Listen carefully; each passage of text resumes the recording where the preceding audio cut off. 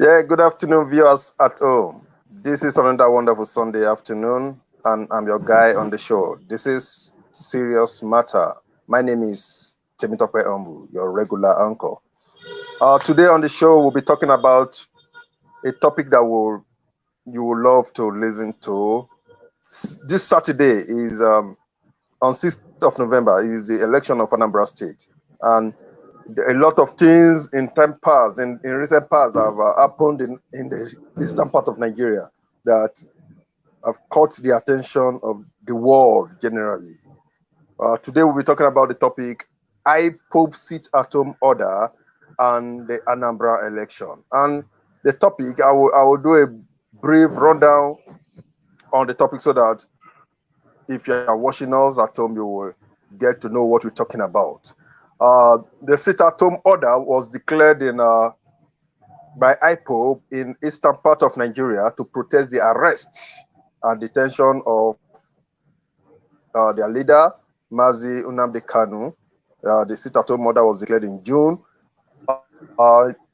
Every Monday in this part of Nigeria, let's call it a public holiday. And some schools in the east have decided to make Saturday a working day so that Monday becomes Saturday.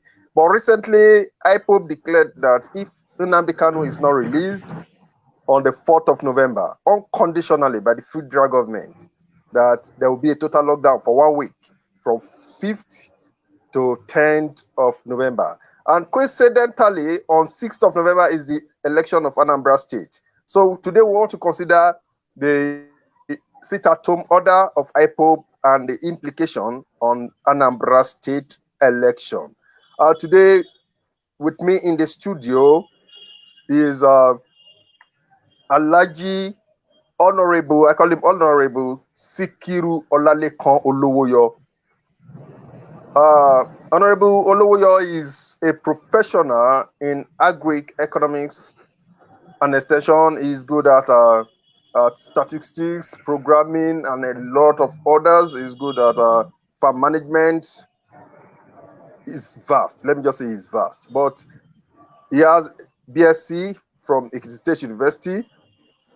He has his master's in agri-economics from the Federal University of Agriculture, Abeokuta, and presently he just concluded his PhD in Federal University Oye Ekiti. So Alhaji Olowoyo is loaded.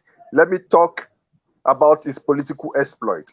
He is one of those that's one of the youths that championed the cause for the ones not too young to run campaign. You remember the not too young to run campaign before the 2019 election, when President Muhammadu Buhari was begging the youths not to contest against him.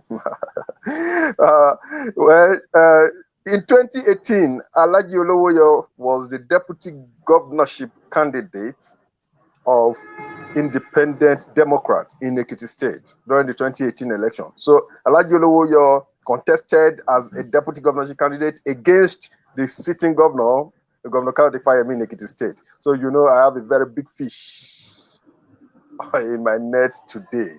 So I will bring Alhaji Olowoyo on board to talk about the IPOB sit-at-home order and the Anambra election.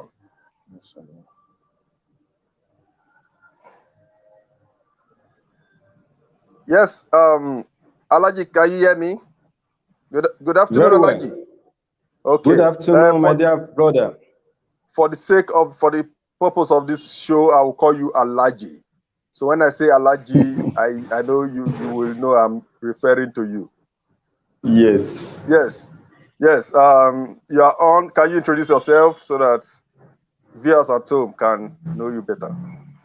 Thank you, my dear friend. I think the introduction has been done properly by you. And simply, I'm Alhaji Olowoyo. If you call me an honorable, I claim it. If you call me doctor, I claim it. Anything you call. But I still remain Alhaji Sikiru Olowoyo from Ekiti State here. Thank you. That's the brief introduction I can give for now. Yes, thank you very much, Alhaji. The IPOB sit-at-home order before we link it to Anambra State, before we link it to the election in Anambra State, let's talk about the order in the southeastern part of Nigeria, how it has affected the economy and every sphere of life in the eastern part of Nigeria. What can you say about it? Basically, I don't know the present situation or the reason why we found ourselves in this present predicament in Nigeria. If we talk about what is happening in the eastern part of Nigeria, especially what the IPOB group are doing, you realize that it's causing a lot of devastating effects on the economy, not only in the zone, but in Nigeria at large. But the situation is very, very pathetic. It's very, very worrisome, because if you continue like this, this group, they are going to paralyze the whole economy and infrastructure of that particular zone. And only God knows where this thing can spread to. It might even spread beyond the geographical area of that eastern part of the country. So the agitation of this particular group, I think, is becoming too alarming. And I want to say that it's high time that the Nigerian government should look for a way out to either listen or dialogue, or find a lasting solution to this particular problem, because the way it's going, we cannot say that we cannot even predict where it's going to end. So the issue, we need to look at it from the angle of the level of compliance. They have been making several orders before now, even before we talk about the upcoming election in Anambra. We need to look at it from the angle that what is the level of compliance of the people of southeastern part of Nigeria to the orders of this particular group. Then if you look at to the level of compliance of this order, then we'll be able to say or predict what will happen on the 6th of November during the forthcoming election. So I can say categorically that going by the fact that these people have been given orders and people have been obeying, even those who refuse to obey the order or to follow the orders, the way these people dealt with them, is nothing, to talk about. So as a result of this, we cannot, downplay the order being given by IPOB in that part of the country. So meaning that their order are usually very serious, and whenever they give their orders, they are always serious with it. Thank you. Thank you, Alhaji. In the eastern part of Nigeria, we understand that security situation have been compromised, or let me say in Nigeria generally. In the north, it takes the form of Boko Haram and bandits. In the east, it takes the form of unknown gunmen. In the west, it takes the form of kidnapping, banditry, and what should we call it? Okay, let's go back to the eastern part of Nigeria. Now, in the eastern part of Nigeria, a lot of people have been killed in recent time. Don't you think this will affect the security situation of the country, will affect the outcome, the turnout of voters in the Anambra election come 6th of November? Yes, obviously it's going to affect it. But, when those happenings or the killings, were happening, many people actually trace it to the IPOB member. And in a counter information released by the IPOB, they said that they were not responsible for all this killing. But between me and you agree with me that whenever election is coming up in Nigeria, most of the time our electoral process has been characterized with issue of killings and maiming and other distress. But the case of Anambra cannot be overemphasized, because there are a lot of killings in the recent times in Anambra and other parts of the eastern part of the country. And with all these killings, it's going to affect the coming out or the turnout of people, the electorate, to partake in such election. And I think those who will be willing to join the election will only be those who are partakers, the political actors, the gladiators, and those who are concerned in the electoral process. Even as I'm talking to you, the INEC themselves cannot even say categorically that they are not afraid about the situation, because this is unprecedented. We have been having several or series of electoral killing, but the case of Anambra recently has been worrisome. As a result of this, I believe sincerely that this is going to affect the turnout of the electorate during the upcoming election. Though the federal government has ordered the strengthening of security apparatus within the zone, and we heard about the personnel, the number of personnel, the number of security personnel that they are deploying to that state. But I can assure you that this is going to create more intimidation and more pathetic situation for the electorate in order to remain at home. And I think this is going to influence more the issue of sit-at-home order of the IPOB, because people will like to either stay at home, prefer not to go out to vote during that election. Thank you. Thank you very much, Alhaji. I said it earlier when I was introducing the show.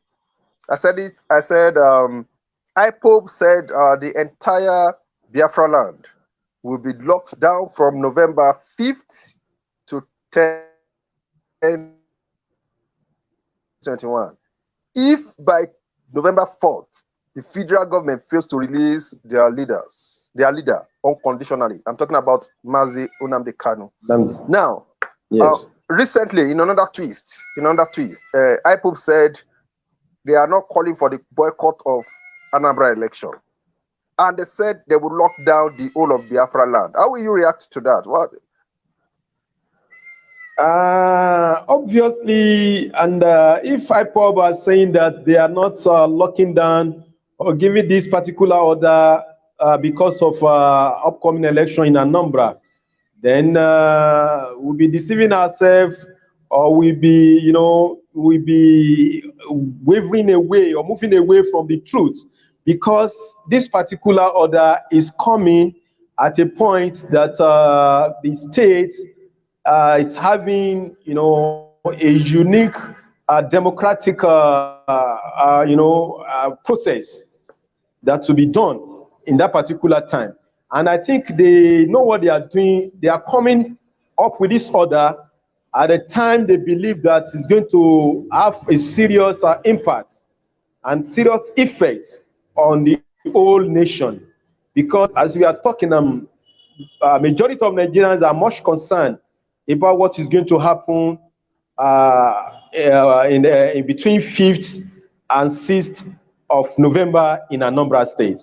So saying that they are not concerned about election, that they are only concerned about the unconditional release of their leader, Nnamdi Kanu, and but they may say that from their own hand, but invariably it is obvious that they are targeting that particular election, obviously, because the order is coming at the eve of the election, in which people will not be able to come out, the electorate will not be able to come out to exercise their franchise during the election. And I think they should know also that if this passes or if this happens, is going to, affect the democratic settings of the nation, not only Anambra State. And they should also look at the consequence of this on their own zone. Though they are agitating that they want to separate, they want to go on their own, and I think they are using this medium to make it happen. So for them to say that they are not doing it because of the election, no. The sit-at-home is going to have a devastating, a kind of a serious effect or impact on the turnout during the election. Thank you. Okay, thank you very much, Alhaji. I love your thought on the show today. Let me ask this question. In Anambra State, the IG said on 29th of October, on Friday, the IG said massive security deployment will affect turnouts of voters, but it is necessary. Now, don't you think at the long run, the people of the eastern part of Nigeria, especially in Anambra State, will be shooting themselves in the leg, because the federal government will, by way of deploying security personnel, use that avenue to manipulate or to come out with a favorable with an election that will favor the party at the center. Thank you. I think the question we need to ask ourselves is that can INEC, even themselves, can they conduct this election under a peaceful or conducive atmosphere? The answer is no. Because of all these threats and with the present situation in that zone, I think it's very, very unconducive for the INEC, to conduct such election, because elections are supposed to be conducted under a peaceful atmosphere where people can go out, exercise their franchise, vote, and come back to their various homes. But a situation whereby they are, a kind of thick, a kind of a very, very heavy presence of security personnel, that they are having more than the electorate, and the threat of IPOB are also there. Who knows where the IPOB are coming from? Is their terrain. They know the place more than the security personnel they are coming. So all these things pose a serious challenge on the electorate and the INEC officials. So what I would say in essence is that the federal government has a lot to do, because the Anambra people should also look into this situation, because the federal government might use the opportunity to declare a state of emergency in that zone. And on this, the Anambra, they are the ones that are going to lose out at the end of the day. The federal government will still have their way. So I think it is the best of the best for the IPOB people to relax their order, to let the election hold for the people to perform their constitutional rights in that state on the 6th of November. Then subsequently, they can still continue on their agitation. But mind you, they are doing this at a point, they are handling the federal government, or they are engaging the federal government at a point that they know that this is the point to handle this issue. This is the point where the whole nation, even other international organizations would be able to even take concern in their agitations. And I think they know what they are doing very well. So the best of the best, that they should also look inward to know that this is going to have a serious impact on their own state, because the federal government may use the opportunity to declare state of emergency in that particular region or that particular state if the situation persists. Thank you. Thank you, Alhaji. Before I go to the next question, let me go on the commercial. We'll be back in a short while. Thank you very much. You're welcome.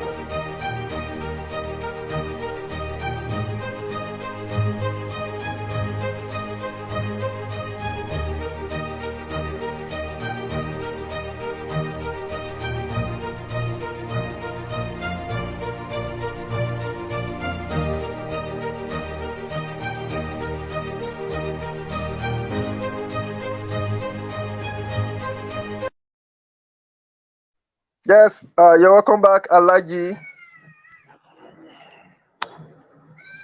Can you hear me, Alhaji? Yes, I can hear you. Thank you.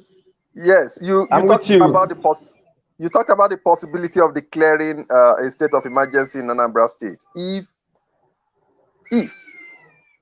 IPOB decide to disrupt the election come 6th of November 2021.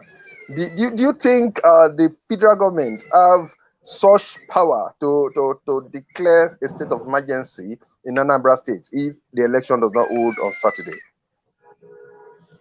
Yes, actually, the federal government has such power, because Anambra is one of the federating states, and it's still under the, under the Nigeria as a nation.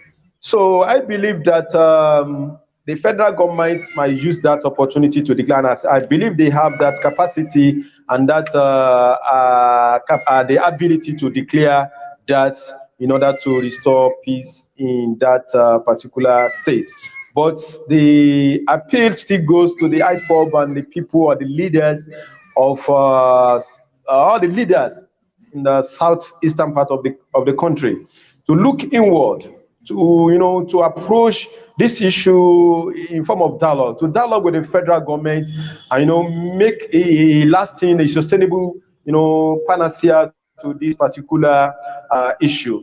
Even if you not talk about the issue of election, the past events and other issues or challenges that have been posed by these people, they have been causing a lot of havoc, a lot of devastating, effect on the economy of that state. And Anambra is one of the states in the south that is very, very economically empowered. The economy of Anambra is very, very strong. And if this situation continues like this, it's going to affect the economy of that zone. So they should look inward. The leaders should also come up and, embrace a dialogue with the federal government in order to find a lasting solution to this issue. So on your question, I believe that the federal government has the capacity and have the power to do so if the security of that state continue to be compromised. Thank you very much, Alhaji. Let me do a shout out to those who celebrated their birthday in the month of October. On this show, we do shout out to people who celebrate their birthday in that particular month. And today is the last day in the month of October. I celebrated my birthday a few days ago in the month of October. So I want to greet this. I celebrated mine on 10.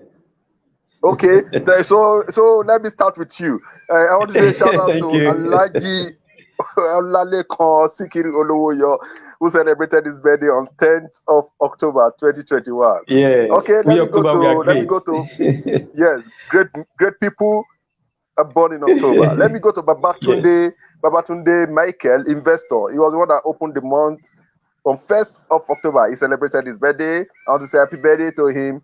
Let me go to Ojo Oluwasegun Felix, a doctor in Embryo. Very soon he will become a PhD holder. He celebrated his birthday on the 7th of October. Ayomide Olontimeyin on 10th of October. Ayomide is my nephew. He celebrated his birthday on 10th of October with Alhaji Sikiru Olowoyo. So Mrs. Yemi Anthony celebrated her birthday on 11th of October. I want to say happy birthday to everyone that celebrated their birthday in October. Okay, my own elder sister, Eniola Oluwakemi, celebrated her birthday on the 23rd, 2 days before my birthday. I celebrated my birthday on 25th of October. Faith Babalola celebrated her birthday on the 23rd of October. Lovette, I call her Lovina. Olatunji Lovette celebrated her birthday on the 28th. Agbo Friday, a colleague, we were schoolmates in Makurdi, in Federal University of Agriculture, Makurdi. He celebrated his birthday yesterday. Happy birthday to him. And today, being the last day in the month of October, Tolulope Ipemoroti is celebrating her birthday today. I want to say happy birthday to everyone who celebrated their birthday in the month of October. So, Alhaji, happy birthday to you. Thank you, my dear brother. Happy birthday to you. In others too. Okay, let's begin to round up. I know you have a very busy schedule. You have 3 other important programs to attend to between 3 and 6 p.m. So yes, right. You've given a lot of advice, but I want you to now advise the federal government, IPOB, political leaders in the eastern part of Nigeria generally. My advice to the federal government is that there will not be any tangible development. There will not be any significant development in the country if the country continues to experience all these kind of insecurities in all the regions we have in the country. And I think the best thing the federal government can do is to embrace dialogue. Let us consult. Let us, call to a round table with all these agitators. The banditries, they say they have what they are asking for. Only God knows what they are asking for. The hyper, they have what they're asking for. They are Nigerians. I think the best bet is for the federal government, to call not their leaders this time around. I think that is where we are making the mistake. Not the leaders, not the governors now. Engage the people, the agitators, the young people that are carrying the gun. These are the people that they should be engaged in dialogue. So I think on this note, I'm appealing to the federal government that we cannot continue in this way in this country where people, people are running away because of insecurity. So as a result of this, let us embrace dialogue. Let us call these people into, round table and, listen to them. I can remember vividly that during the NSAS protest, the youth, the young people made some, some resolutions. I know they make some demands from the federal government. But the way of our politicians or our leaders in this country is that they are living a deceitful life. It shouldn't be. In as much that we are living together in this country, it is not much to give people what they want, what they can, what they are asking for. It's not much for people to live a peaceful or to live an enjoyable life in this particular country. So I'm appealing to the federal government to explore peace, to allow dialogue, to consult appropriately, not the leaders this time around, the people that are actually making the agitation. I think they should focus on them, not their leaders that always deceive them. Thank you. That is my appeal to the federal government. Thank you very much, Alhaji Olowoyo. I want to say thank you very much for your time. Thank you very much for your thoughts on the show. I never knew before now that we share the same month. Once again, I want to say happy birthday to you. And I want to wish you well in your endeavors. I know you're a very busy man. I know you are involved politically and in all spheres. And I want to say very soon doors will open. Amen. Thank you very much. I appreciate you. Thanks for having me on the show. Thank you very much. You're welcome. Thank you. Yes, I hope you enjoyed my guest today on the show. We have talented youth. We have great men in this country. What is needed is for these people to be at the ends of affair, and you see things turn around. Like Olowoyo has shared his thoughts on the show today, and I know that if you have watched the show, you will have gained one or two things. Even our leaders, those governors and senators, should watch this show and they will learn one or two things that they will go home with. Before we round up the show, earlier I did a birthday shout out to people who celebrated their birthday in the month of October. I want to wish you all happy birthday. If you have missed the show, and you can watch the show again, you hear the birthday shout out. Before we leave on the show today, let's go on a commercial.